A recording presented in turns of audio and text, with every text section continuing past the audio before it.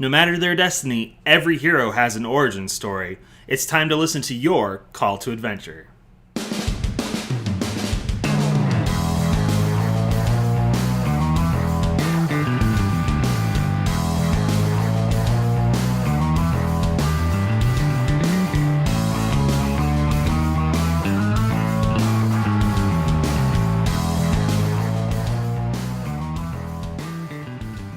Hello and welcome to Tantrum House Studio Awesome. I'm Katie. And I'm Ryan, and today we're going to take a look at Call to Adventure by Brotherwise Games.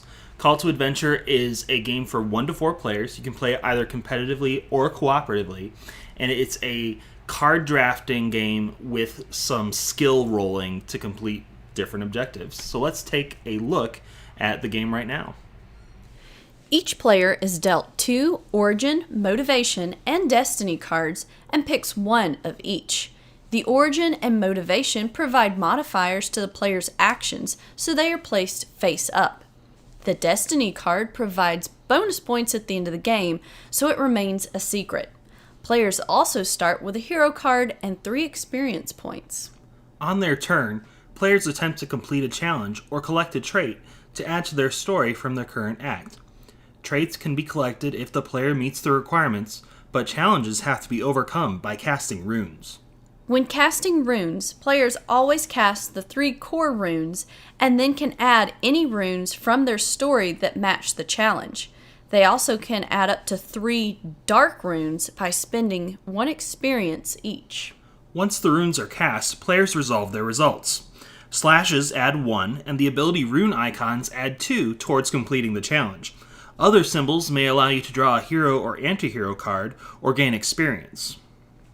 If the player overcomes the challenge, the card is added underneath his current story card, with only the rewards from the portion of the challenge that he attempted showing.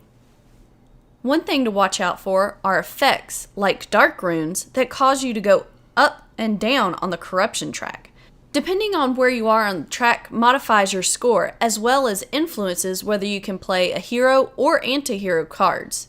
Players progress to the next act once a character has collected 3 challenges or traits under a story card.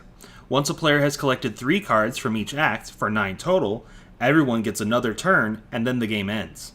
At this point, players add all of their triumph, tragedy, and experience points together, including points from their destiny card, along with any points for completing sets of story icons. Whoever has the most points wins, no matter how tragic their tale. When playing co-op, the players all have to deal with minions that cause some nasty effects, and the first player to collect 9 cards has to face the adversary that requires certain runes to defeat. But a nice thing is players can play their hero or anti-hero cards to help each other. So there are some really interesting parts to this game. I love that you're making a character. I feel like you could probably write a book about the character that you make in this as you collect these cards. And I think that's super interesting. I believe I even said while we were playing the game that this would be fun for like high school writing class to maybe play this game and then write the story about the character that they've made. I think it's really interesting that you can, it's not just about building like a really good hero. Sometimes you're working towards a villain. And it sort of depends on what your end goal is. I like that there's the choice on the cards. There's the top and the bottom, and you kind of get to choose which of those you're going to do, which one best fits into what you're collecting, but also a little bit maybe what you want your hero to be like in the end. So it's kind of neat. Like for me, there's a little bit of that push and pull of like, I really need this card because I need this for my set collection, but I really want this story plot for my hero. Yeah, there's the flavor and the mechanics do definitely go together really well, but there is definitely that choice of I really want this flavor for my character, so what would make more sense for a high arcanist? Would it be make more sense for them to start out as a beggar or a merchant? Either one, you could go either way. I really was torn over that decision.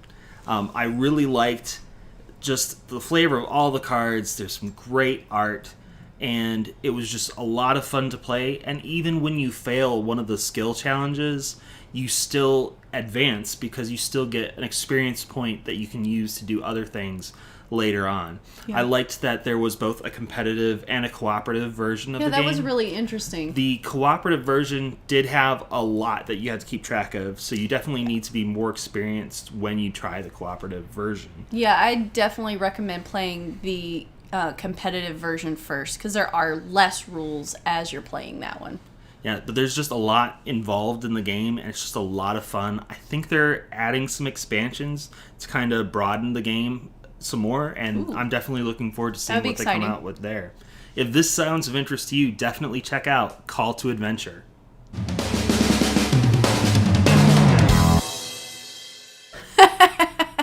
Okay. I I almost made something there. Yeah.